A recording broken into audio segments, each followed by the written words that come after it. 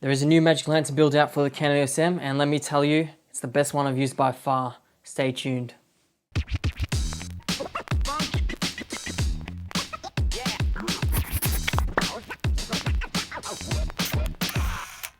Hey guys, Zeke here, and in today's video we're going to take a dive into the settings for the Canon EOS M, especially with the new Magic Lantern build that Danny's released.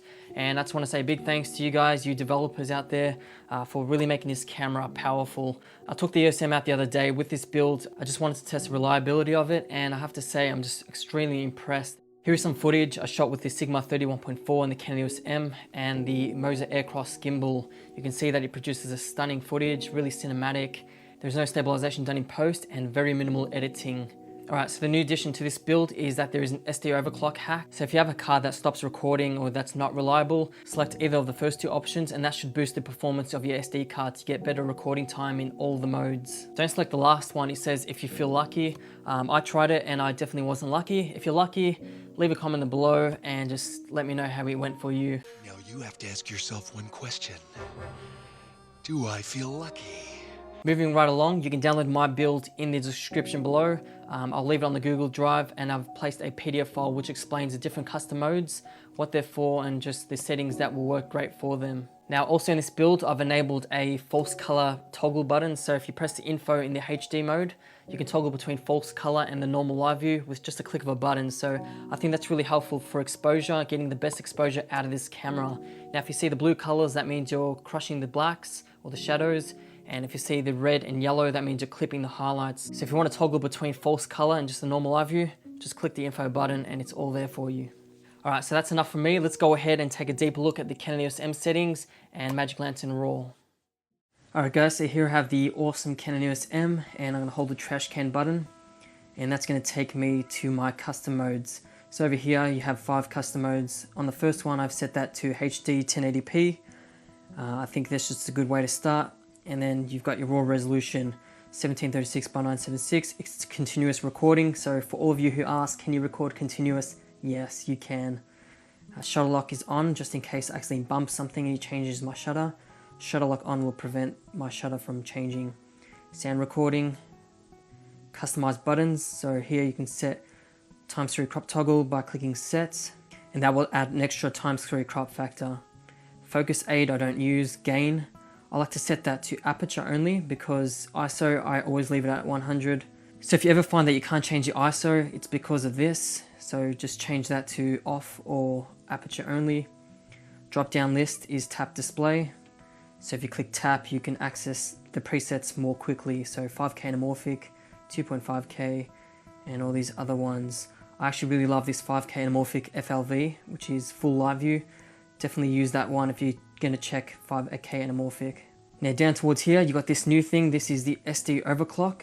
So if you read down here, select a patch and restart camera. 192 has worked absolutely perfect for me. I just leave it on pretty much any mode that I'm using. Now over here I have live view digipeaking on, so this is just going to over sharpen my live view. So over here you have the modules tab. There you can check the speed of your card and see how well it's doing. Just select OK, and then you go over here and then you go down to benchmark. So select that, and you can do card benchmarks. So you can either go for 5 minutes or 1 minute.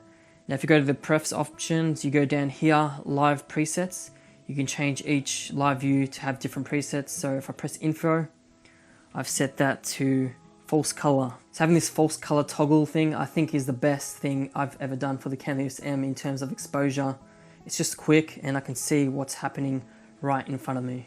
Alright, CM2, restart. Now custom mode 2, I've set that for 2.5K RAW. Absolutely love this mode. You can get continuous. What you have to do is just reduce the resolution. And this is how I've set it up. It's 16 by 9 right now. And I'm doing 2.4K just to get like around 10 seconds. So let's go ahead and record. I've enabled the SD overclock. So with this SD overclock, let's see how long we get. Alright, so from 4 seconds, I'm getting above 10 seconds with this SD overclock hack. At 16 by 9, I think this is really crazy stuff. I mean, I just can't believe what's happening right now. And stop it right there. 1 minute of 2.4K RAW is just absolutely stunning.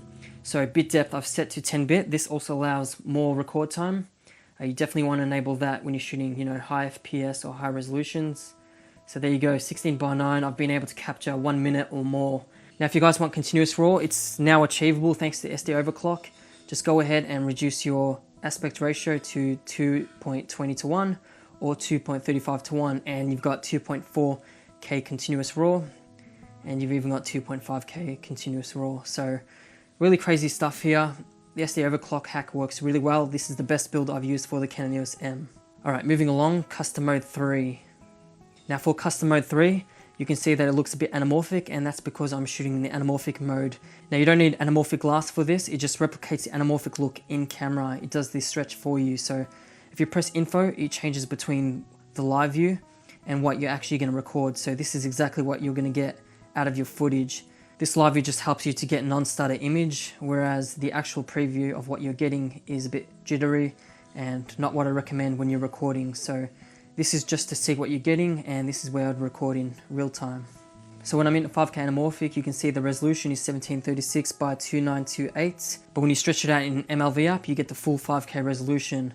Now you can see that it's shooting at 14 frames per second. This is maybe good for time lapse or an artistic image. If you want to get 24 frames per second, enable any one of these three. So I'm going to go ahead and do 2.35:1, double tap menu, and then that will get you back to 24 frames per second. I've also enabled 10-bit to get good recording time, and then down here I've enabled the SD overclock hack to get continuous RAW. Alright, so custom mode 4, let's go ahead and check that out. So for custom mode 4, I've set that to 3K RAW, and I've been able to get more than 2 minutes of recording in 2.35:1. So if I hold the trash can, you can see over here, 3K is enabled, 2.35:1, 10-bit, and then the SD overclock is enabled. Now you can't see your image. What you're going to have to do is press info, which will change live view into the framing. So this is what you're going to get in post. This is what you're seeing. I'm going to go ahead and click record. Now this is 18 frames per second. If you want 24 frames per second, what you do in MLV app is you just select FPS override to 24 frames per second. So over here, 3K RAW, you're getting above 40 seconds. I've been able to achieve above 2 minutes, and I think you can get around 8 minutes and more. So 3K RAW, I shot a short film, you can check up here, and it's just amazing quality out of this mode. So there you go, it's signaling green. I'm shooting above 1 minute, 3K RAW. I've never been able to do this previously, so I'm extremely happy with what Danny has done and what this SD overclock has featured.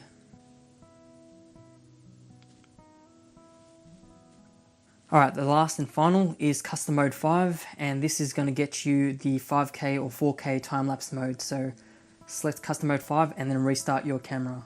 Alright, so we're now in the 5K time-lapse mode, and what we're going to do is head over to the movie tab, and you can see 4K.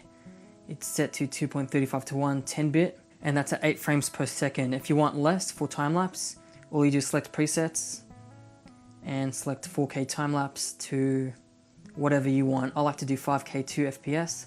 I just like to go all in, just like with my chocolates. Just dig in, get the best out of this camera.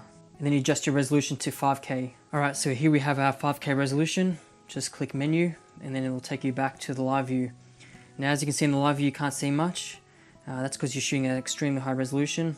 Alright, so I've pressed info, now I'm in the framing mode, and this is what I can see.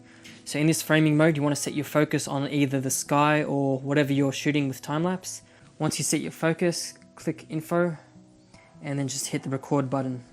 So this is also with the SD overclock hack, and we're shooting 5K resolution at 2 frames per second, and there you go, double the shutter. So this 5K anamorphic is going to be absolutely glorious. I've done a video tutorial on it, you guys can check it out here. And it's just an absolutely amazing addition to this Canon EOS M. Now I've already recorded this mode and I've achieved 10 minutes and more, so you definitely know that this is continuous. Go ahead, have some fun, and that's the end of this tutorial. Enjoy, guys. So thanks guys for watching. Hopefully you got something out of this video. Don't forget to like and subscribe, and I will see you guys in the next video. Bye for now.